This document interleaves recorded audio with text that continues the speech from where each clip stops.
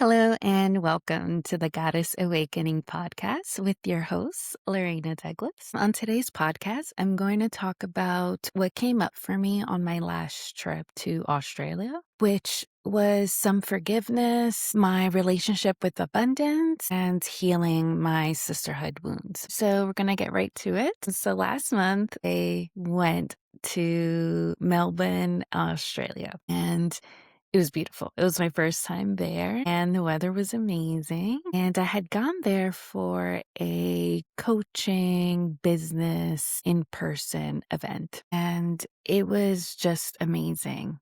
Part of me was kind of nervous to go just because I've had past experiences when I've gone to in-person group events, and some of them haven't really been positive, not 100% positive. Like, yeah, there were like beautiful highlights, and of course, I enjoyed where I've been, but I'm always a little hesitant, a little guarded. And, it's from my past experiences of meeting people and not being able to fully trust the environment that I am in. Some of the women haven't been really receptive, or they haven't had such like a big open heart to be able to accept new friendships. And there's always been some friction, or yeah, it's just, I always tend to either stay by myself or kind of just being in my own little bubble and making friends with one or two women at the event, which is fine with me. I don't need to be friends with the whole group.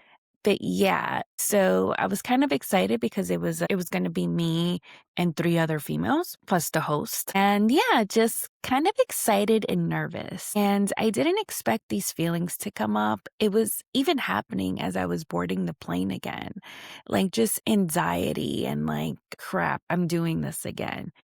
What if it's like high school over again? What if I'm going into an environment where some people like me and some people don't? And it doesn't matter how much I do the work and how much I'm reprogramming and healing old wounds that had happened to me back in grade school and in high school, but it still comes up. It really does. So I'm here boarding the plane, trying to come up with a million ways to cancel the flight. I'm like, crap, I won't be able to get my money. I didn't get flight insurance. Like, I didn't get cancellation insurance. I did it. And oh my gosh, I already paid for the hotel. I'm not going to get reimbursed on that. So yeah, I was just like, Lorena, just do it. Like, I had to talk to myself, just do it. It's okay. It's only for a week. It's not that bad. So the whole time I'm on the plane, I'm like telling myself, like, I've done this before. I've gone retreats before with women, and not every single situation has been horrible. Only one or two. But that's about it. Like, everything else has been pretty amazing. And this is fine. Like, this is going to be fine. And of course, I got there. I was jet lagged. And then I was able to get acclimated. And then, because I got there a day earlier before the event. And then I still had another day as well because the event didn't start till 2 days later, which was fine. And honestly, I met the girls at the hotel and they were just amazing, spectacular. I felt like I was meeting sisters again from, past lives, and we were able to bond, and it didn't matter our backgrounds. It didn't matter our different life experiences. We were just able to be so relatable, and we were able to bond. And that's amazing. We were able to accept each other and meet each other where we're at and be able to be there 100% for one another. And that speaks volumes. It speaks volumes because I was able to heal another layer of the sisterhood wound, which many of us carry. Many of us are frightened to open up and become friends with more women and more females because of our past experience of having, stuff in high school happened to me, like gossiping and talking badly about one another. And I've done it too. I'm not exempt from it. And I do know that it's part of growing up and it's part of just being a woman, but most of us can overcome that. And I will say that I've overcome another layer of it. And I'm not afraid to now go out there and make even more friends, even more female friends. Because what it made me realize is that I am still kind of guarded and that I'm still am kind of afraid of rejection, afraid of being talked negatively about, and afraid to be vulnerable with someone else and open up my heart once again.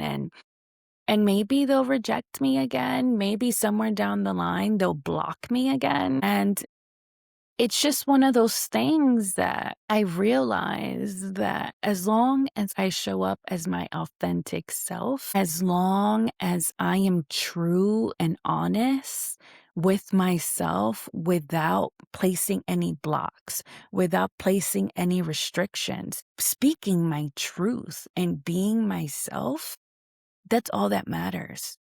They don't have to speak to me every single day. They don't have to be in my circle every day of the week or every month. It is okay to bond with them now and not speak to them for 6 months and feel like no time has passed by between us. It's like we picked up right where we left off. And that's an amazing feeling. Just like these women, we've seen each other online for the last couple of years, and we've never really interacted as we did, like face to face, sleeping in the same vicinity and waking up for breakfast, lunch, and dinner. But it was nice. It was like, it was effortless. Like we've done this before a billion times. And now I know that if I were to see them again, or like not speak to them for a while and see them again in a couple years, it would be the same again. It would feel like time hasn't passed by. Like time is non-existent because we're all living at the same at the same time in different points of time. So yeah, hopefully that made sense. So yeah, that's what came up for me. And yeah, if you're battling yourself with sisterhood wounds, I invite you, I encourage you to not look at it as a place where you're afraid to do it because you're afraid to be vulnerable. I encourage you to go out there. I pushed myself fearlessly showing up and I was like, you know what? I want to be there. I want to meet these women in person and whatever happens, happens. I hope for the best. And if the opposite would have happened, I still would have been fine with it because I did it for me. I didn't do it for them. I did it for me. I showed up for me. And that's all that matters. And just when making new friends, I show up for me. I'm honest to myself and I'm true to myself. I'm not trying to gain anything. I'm just trying to expand my friend circle and trying to expand the people that I speak to. And if I make a new friend, great. If I don't, that's fine too, because I'm not, I'm not a loser. I'm not that much less successful if I don't. So yeah, that's what came in for that. The next part that had came in, which I didn't notice really, was my relationship with abundance. And that was a big one because I thought my relationship with abundance was pretty great. As if you've been listening, I've recently purchased a new house. I've recently been living in this house and furnishing it little by little. I have noticed that I've stopped decorating and I stopped putting that much effort into making this home a home. And one of the things that had happened for me, which I didn't really realize till I was on the retreat, was that I was preventing my abundance from anchoring even further into my reality. It's not enough that I got the new house. It's not enough that I was able to get, more space for my family. It's allowing yourself to enjoy it. It's allowing yourself to celebrate it with everyone you know. I made a mistake and I wanted others to celebrate it with me. And the first people that I decided to celebrate it with was family. And of course, family is a big one. They're your biggest, what would I call it? Your biggest medicine, you'll get the biggest life lessons from them. And when I had shown it to them, I don't know why, like they seemed genuinely happy. My mother did.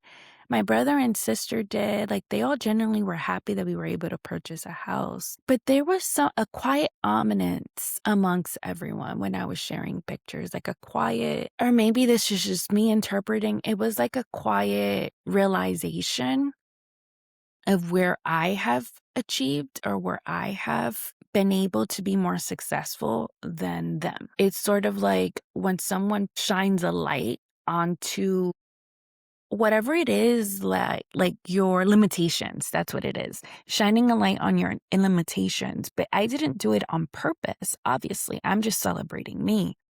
But other people will see that as shining a light on their shortcomings. And that wasn't my intention at all whatsoever. And that's never been my intention. My intention has been to truly be like, this is amazing. This is something that I've been dreaming and wishing upon 19 years ago when I got pregnant with my daughter.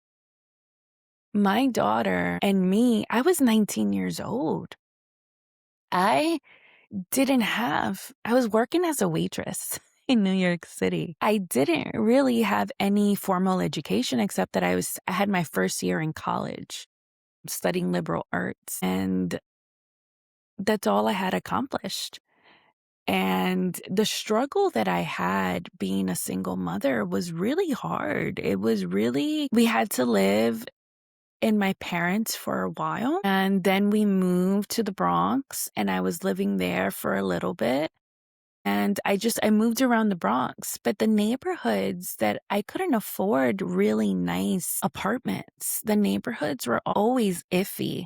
They were always filled with, iffy people like drug dealers and homeless people. And it was really, now that I'm looking back at it, I can't believe I lived in those places, but there wasn't really much options for someone who is on a limited fixed income. And having a house was a dream back then. It was a dream that I was holding on to. And it's not even the house, it's just having a bigger place to call my own in a nice neighborhood, in a nice school district, in a safe environment where there aren't any drug dealers, where there aren't any homelessness.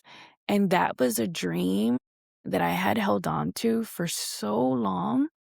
And for finally seeing that it's come into realization, and I wanted to celebrate that with those that I love dearly, and I didn't get the same reaction back. I was like taken back. It was like, okay, getting emotional as I speak. That prevented me from wanting to fix my house anymore.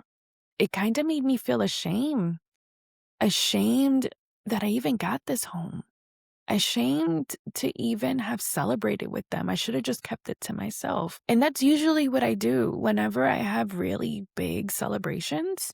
I don't celebrate it with them. I keep it to myself. I celebrate it with my husband and my kids and my 2 or 3 friends that I usually keep in touch with. And they always celebrate with me. And it's just yeah, it was one of those things that I had to tap into and really be like, Lorena, are they really like they prevented me because of that reaction? It prevented me from wanting to fully anchor this abundance because I saw it as a shame. But then as I was being coached through it, I realized that on a deeper level, of course, they're happy for me. Of course, they're celebrating me. Of course, they're so celebrating me. It's just that they're on a soul level, they love everything I've accomplished and the abundance that I have made available in my life. But on a human level, they can't comprehend it. It throws them off. It's like it puts them in a wobble state. Like it's like they just can't. And that's okay. Because a lot of people need to calibrate. They need time to integrate. They need time to accept what others have been able to accomplish. And to them, they probably don't see it as like, I've been trying to do this for years and be able to, to them, it's like, oh, it just happened. So she's living the American dream. She's living the perfect family dream. And to me, I'm like, I'm just getting started. I'm just getting started and I'm not going to stop. And so I had to accept that if this makes you uncomfortable, it has nothing to do with me. It has everything to do with you. Because if I wasn't the one to give you that medicine that you needed, that realization for you and yourself, you were going to get it from somewhere else, point blank, because it's reality. If I'm not the one who gives you that medicine because I'm walking on eggshells, trying to not further decorate my house and show it off and all this stuff because I want to make you less uncomfortable, that in turn is going to make me feel uncomfortable. And that in turn is not going to help you because you're going to get the medicine from somewhere else. You're going to be faced with it from a different avenue. That's not me. And because that's your medicine. That's what you need in order to grow. So whether it comes from me or from the next door neighbor, like it doesn't matter. You're going to be faced with that medicine in different ways. And so I was able to fully be like, you know what, Lorena, I'm celebrating me and I'm choosing me and I'm going to show off. I'm going to keep decorating my home and I'm not going to stop myself. Yeah. And so because I have more windows here than I've ever had before. And these windows aren't regular windows. They're like huge windows, which requires custom blinds and custom shades and longer curtains. So it's been a challenge to try to come up with the correct aesthetic or even to ask for advice. That's been kind of hard because, again, I've been afraid to not show off. So ChatGPT is actually a very good fashion interior decorator. And so, yes, I finally bit the bullet and I was like, I'm going to buy curtains. And yes, I haven't bought curtains, but now I did. And they all arrived yesterday and I put them up and they look amazing. I'll share pictures about them in my stories. So yeah, but it's weird. Something as simple as shades or blinds. And I'm sharing this because when I put them up, something came over me. It was sort of like an emotional, I felt goosebumps all over my body. Like I feel like there was a huge shift, like a huge change, a huge transformation and anchoring that took place. Like this is my home and I'm going to claim it as my home and I'm going to decorate it and make it as beautiful as I want because I'm celebrating me. I'm celebrating my accomplishments and I'm celebrating everything I've achieved thus far, whether I'm by myself, or in this case with my husband and my 2 kids, whether my family hasn't visited at all, that's okay. Because at the end of the day, it's what I've done. And just because I want it doesn't mean they want it to. That was another big lesson that came up for me. Just because I want this for me, and there was a part of me that felt bad that they didn't achieve this. So why should I be celebrating? Why should I be enjoying myself here if they don't have this? But one of my friends had helped me and she was like, what if they never wanted it? What if that's just not in their cards? What if that's not something they're actually wanting to achieve? Haven't you ever thought of that? And I was like, you know what? You're right. Not everyone wants a house. Not everyone wants a big home. Some people just want a really nice studio, loft studio. Some people really want a really nice 2-bedroom apartment. Like no one really wants a house. And just because they don't have it doesn't mean I should prevent myself from enjoying it. So that was another piece that I had to take on and attempting to stop feeling bad for myself because that was another thing. I was feeling bad for my accomplishments. I was feeling bad for everything I've achieved. And honestly, it was really hard. I may make it look easy and I might make it look effortless, but I really had to go through a lot of challenges, emotional challenges, to be able to get to where I'm at today, to be able to claim myself over and over again. It was not easy. And being able to actually rewire myself and allow my subconscious to be able to be okay, to be where I'm at today, to be in my skin in the way that I am, and to be here fully proud that and claim this as my own. It took a lot of courage and a lot of unworthiness to shift it to being worthy. Because there was a time in my life where I had felt that I wasn't worthy of this. Like, this only happens to certain people. Like, this only happens to people that have worked really hard and that have really been able to achieve this. What makes me think that I didn't work hard enough? I was in the military. I did the National Guard for 6 years, and then I did active duty. And I was away from training for many times, away from my daughter, for my kids, and that was hard. That emotionally broke me many, many times over and over again. And I remember being upset and angry and upset that I didn't finish school because I probably would have been able to have a degree where it wouldn't cause me to leave for periods of time from my family. And looking back at it, of course, all of that was the hard work that I had put in to be able to afford where I live now, to be able to afford everything that I have. And it's a reward that I've been given, and I should definitely enjoy it as much as I can. And to be able to come the other side anew and still claim myself and still worthy of it and how much I deserve this, that's another level. Because you can do all the work and just still feel like you don't deserve it, still feel like you have more work to do. And of course, we're always going to have work. We're always going to have another layer come up for us to alchemize and to push through. Because yes, that never changes. That never goes away. But it gets easier. And it gets to be more flowful. And because you understand what's going on, it doesn't wobble you as much as it did in the beginning.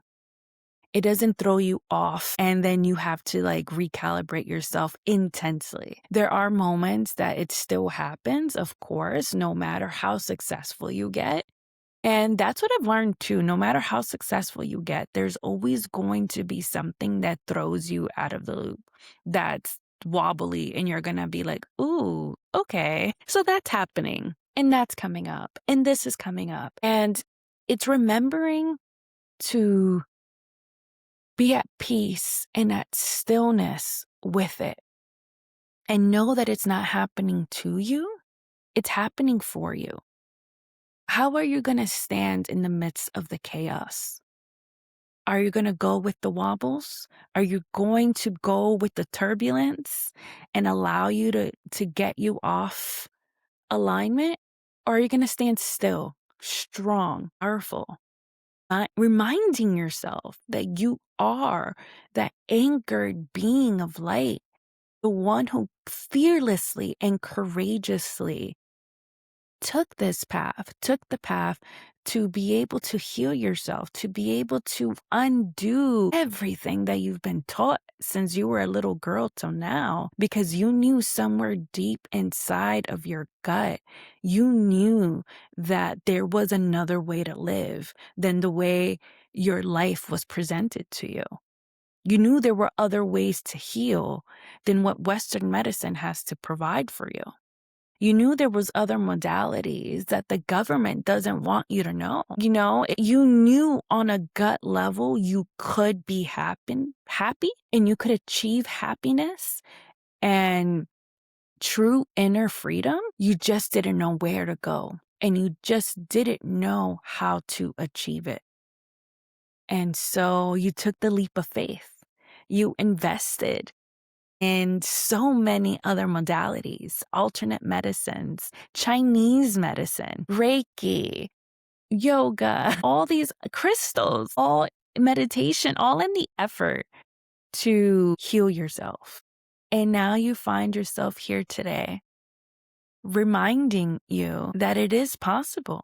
it is possible to live a life that's truly free and truly abundant and truly calling in community that loves you and appreciates you just for who you are. So yeah, that's what had came up. So another layer that had came up for me was around forgiveness. And that was a little smidget because of course there's another layer of forgiveness, another layer of release. But I hadn't imagined that I had put blocks, emotional blocks in my heart since I was a little girl around animals. I don't have animals now. I don't have pets. But for some reason I keep dreaming, and ever since I moved to this house, I kept dreaming of having a cat and a dog. My son's allergic to both. He has been since he was a little boy. Every year, we keep getting allergy tested for him to see if he outgrew them. He's due for another one this year, so we'll see. But then I learned there's hypoallergenic pets, so we might look into that because I had a block around having animals. And that's because growing up, they don't live for that long, obviously. They have a shorter lifespan than humans. And I didn't know the toll it had taken on my little heart as a kid, and how we would have one pet and then it would pass away, and then we would have another pet and then it would pass away. We had birds and then it would pass away, and then the bunny, and then my mom decided to give it away, and then different cats, so many cats, and they would pass away. And it was a lot.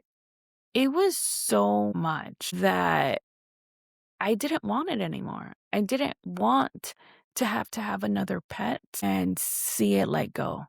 It was too much on my little heart. It was too much to grieve. It was too much to let go. I'm even getting emotional now talking about it because it's a lot. And it's not something that's taught to you when you're a little kid, that, animals don't last as long, or when they go, it's going to be so sudden, you're going to grieve, but it's okay. Like, my parents didn't tell me that. It was like, oh, they died. We're going to get another one. And I'm like, what? Like, can we take a moment to like grieve? And I think they did grieve in their own way. I mean, my parents didn't really cry. Now that I'm thinking about it, they rarely cried. I could probably count one or two times, but it was not over an animal. I mean, I think they felt it, but they also were brought up different. And that's like another thing. They were brought up in the country with animals of all sorts. So they were used to the animals come and go. I didn't. So it was a lot on my little heart. And because of that, I had blocked myself to animals. And it so happens to be at this retreat, the host, had is it four? 3 dogs. Felt like 4, 3 dogs. And they're all always wanted to be around me. And that is normal. Whenever I go to someone's home, the animals always want to come around me, and I have no choice but to pet them. But for some reason, I never felt anything. Like, I never felt like, oh, like the love or anything. It never came. I always felt forced. And so that's how I felt like it was feeling in the beginning. Like it was being forced for me to pet them because they were saying hi to me. And so I was being nice and saying hi back.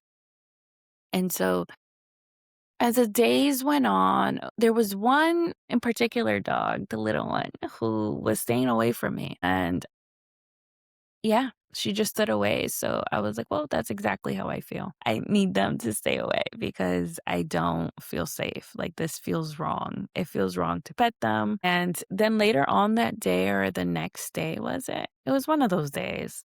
She had came into my bedroom and she had jumped on my bed and plopped herself on me or next to me, and she wanted me to rub her belly. And I was like, fine, I'll rub your belly. And as I'm rubbing her belly, something crazy happens. My heart is healed.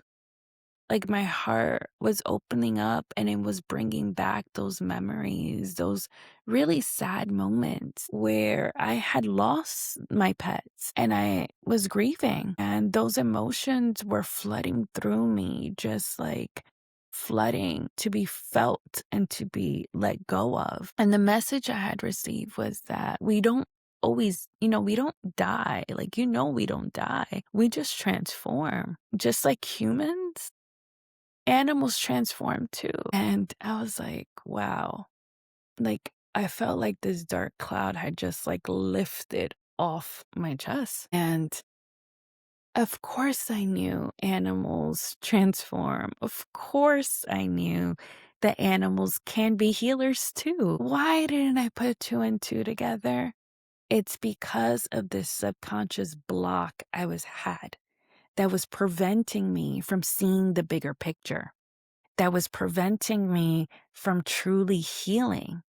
And so what the dog had done for me is be able to put down my guard, put down my walls, and be able to fully feel what I was holding on to and able to release it and receive a message from it. Receive that, of course, I had done my fair share around grief with humans. And I know that on a soul level, our soul's mission is done and we're to move on to our next soul's, you know, mission, whatever it may be, whatever soul wants to experience. And of course, I know that for humans. Of course, I know that when you die, you don't truly die. You just leave this vessel, but you go on somewhere else, more beautiful, more whatever it is that you have in your highest for yourself. I don't know why I did not think that for pets. I just didn't, but she was able to release that. And I was crying. I was crying profusely for a couple minutes. I could say 30 minutes. It's not a couple, but it just felt like a huge release. Like, wow. So that's what's been blocking me from buying a pet. I've been using my son's allergy excuse, but it was really this. It's because I was afraid to feel that pain again. I was afraid to feel that loss again. I was afraid to go through the grieving process because that's a lot. And now I know that I can look at it the same way I look at humans, and it's just our souls transforming into something else, whatever's in store for them. And so, yeah, I might have a pet in the near future. So I'll share pics whenever that becomes possible. Because I'm going to do research. And of course, I'm going to leave it up to the universe in bringing in my new angel into my life. So, yay, I'm super excited. And yes, I did learn hypoallergenic dogs and cats exist because of this, just in case my son's allergy test does not, still says he's allergic. So, yeah, that's another alternative. I think they're more costly, but it's fine. And so, yeah, those are the big 3 shifts that I had experienced last month. No, actually, yeah, it was in the beginning of this month I had experienced it. Wow. So, yeah, and I hope this was enlightening for you. And I hope that this was able to provide you with more insight and more into who we are as individuals. We're just ever growing, ever learning, and always healing and always letting go of that doesn't serve us. And just because we think we've accomplished or we've been able to overcome one area, just know that it just makes available for even more for you to heal. And some of us have more work than others, and some of us will be able to be okay for a while, and then out of nowhere it'll hit you. And that's okay. All of it, it's okay. It's all divinely timed and it's all divinely orchestrated because your soul orchestrated this experience for yourself, for your highest good, for your highest achievements and accomplishments. Like, this wasn't all designed, like, it just doesn't just happen out of the blue. This all happens because on a soul level, on a soul contract, before you came here, you had placed that this is what I want my soul to experience at these particular moments in time. If this happens, it sparks this lesson to come into fruition and experience it. And oops, she didn't get the lesson. She didn't pass it. We're going to have to give it back to her again in another form. There's always different butterfly effects for every single result, every single reaction that you do. And I really didn't learn that I had to learn that the hard way, obviously. Because one of the hard lessons I wasn't ready to let go of was of toxic relationships. And that's another big one. I forgot to share that too. Toxic relationships. And I was obsessed with toxic relationships for a very long time. I mean, hence my ex-husband, who I was in a very toxic relationship for a very, very long time. And I didn't learn my lesson. I kept going and I kept going. I was in that for years. And until one day, enough is enough. So yeah, and so even if you don't want to, even if you don't want to learn your lesson, the universe is going to make it extremely uncomfortable for you to be able to then get out of it. Because if you don't want to, the universe will push you to. And that's just what's in your highest. So yeah, I was dealing with earlier, I think it was like last week, I was dealing with the concept of toxic relationships and how I have overcame most of it, obviously, with the one I had just mentioned. But I'm still allowing it in other areas of my life and how I want, but I have really beautiful boundaries to prevent that toxic love, is how I want to call it, from seeping over into my healthy, loving way of being. And there was a part of me that was feeling guilt from that. And I'm going to say it happened with my mother. And it stems from childhood. That's what I learned from my beautiful session with Christy. I could share her details later. I had done a beautiful session with her and healing toxic relationships. And we found out that it stemmed from a moment from my childhood. And I had learned it from my dad. My dad had a really unhealthy, toxic relationships with us. And we learned that he had these walls up around his heart. He didn't want to be vulnerable. He didn't want to show love. He wanted to be powerful. So he saw love as a manipulative way to control others and to show others that he was in power and that he was the head honcho and in charge. And the only way you do that is by using love as a manipulative tactic to be able to get what you want. And so that's where I learned it. And so I learned that as normal, that that's what love is, that love was conditional.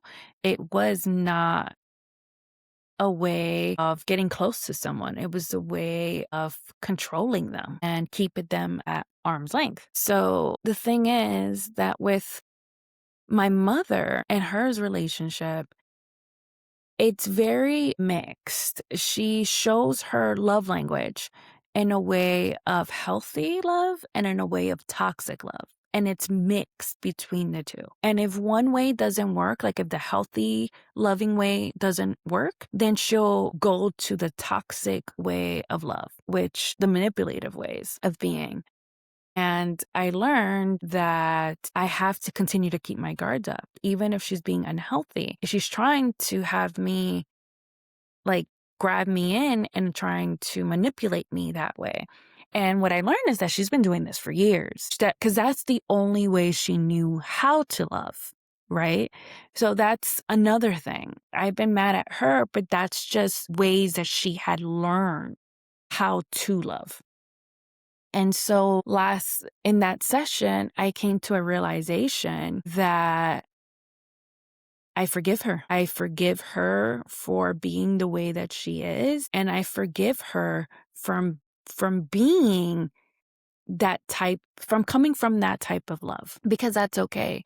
Just because I've learned healthier, loving ways of keeping a relationship alive, whether it's a friendship or a healthy, loving relationship with my husband or kids, I've learned that the only way to establish strong bonds is through healthy, loving way, not in any toxic, unhealthy ways. So now I see the red flag. Now that I know this, Now, when she's being toxic love because she's not getting her way, I step back and I put my little boundary up and I don't give in. And as much as it hurts, because I know that's what she's trying to do. She's trying to lovingly like get a reaction from me or get like a healthy, loving, I don't even know, a healthy, loving response from me to let her know that I care.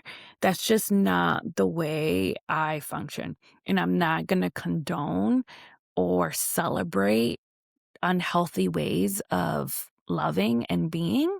So I just step away further. And I do that as a way to protect me. I do that in a way to protect my inner child. And I do that to protect my mental health. My mental health is important. My loving environment and the way I feel in my body and in my home and in my day-to-day life is important. It does matter. And just because growing up with her, it wasn't recognized, it wasn't celebrated. Someone's mental health was not celebrated. People's emotions weren't recognized. They were dismissed. And so when I see actions like that, toxic ways of love, it turns me off, literally put a big block around me. And I'm like, yeah, this isn't going to work out. And as much as I feel guilty because she's my mom and she gave me life and I owe my life to her, that doesn't mean I love myself any less just because she did all of that for me. I love myself unconditionally, and I love myself more than most people love themselves. And I shouldn't have to feel guilty because I do and you don't.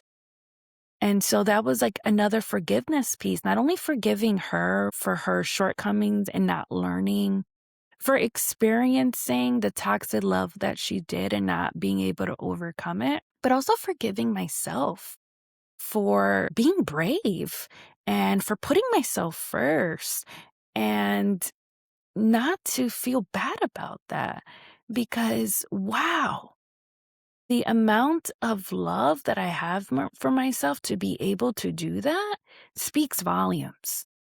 And I'm not being selfish. I'm lovingly taking care of myself like I should have always been. No, because now that I'm an adult, I'm becoming my own mother, correct? I am lovingly taking care of my inner child, my body, my vessel. I am everything. And that means protecting me and my love and myself, even from my mom. That's okay. Because not everyone has the same level as love as me, and not everyone has done the work to be able to get to where I'm at right now. And that's okay. And I know one of the biggest people that haven't, gone to therapy or hasn't been able to go deeper into their emotions, into unhealthy habits, into unhealthy ways of being is your family. And so that is okay too. And it's learning how to balance the both. It's how to balance it not only for her, but for yourself. And that's okay. So that was my little tidbit for today to share. And thank you for lovingly receiving. And I just want to remind you that our challenges, whatever we experience on a day-to-day life, you need to trust. You need to trust that you have all the answers inside of you. They're always inside of you. Always trust your gut. Never give up. Never give up on your truth and what your heart is speaking and what your gut is telling you because the your answers are always going to be inside of you. I've ignored that for so long. And if I would have been able to be more diligent and more like, oh, that doesn't feel right. Like, oh, my heart is aching. I shouldn't be doing that. Oh, this lights me up. Oh, like this makes me feel like like it's Christmas all over again. Follow those nudges, follow those pulls, because that's your body telling you that that's what's in your highest. Like this is our compass. This is our life compass right here, our heart and our gut. And always when I've ignored them, it I make it way harder for myself than I had to be. And I understand there are times that we can't ignore it because we have responsibilities, and that's okay too. But just know that when making like big life decisions or even like regular decisions, like if you're being invited out to go hang out and something in your gut is telling you not to, listen to that. Because sometimes when you go to those places, when your gut tells you not to, you don't have such a good time. So, yeah, please know that you are not alone. Your struggles can become your greatest wisdom, and your love and sensitivity is your superpower. Your journey matters, and the whole world needs your unique, divine feminine essence to shine through without holding yourself. So if you love this and you would like to hear more, please subscribe now so you'll never miss an episode. And let's walk this path together in sisterhood. Love you.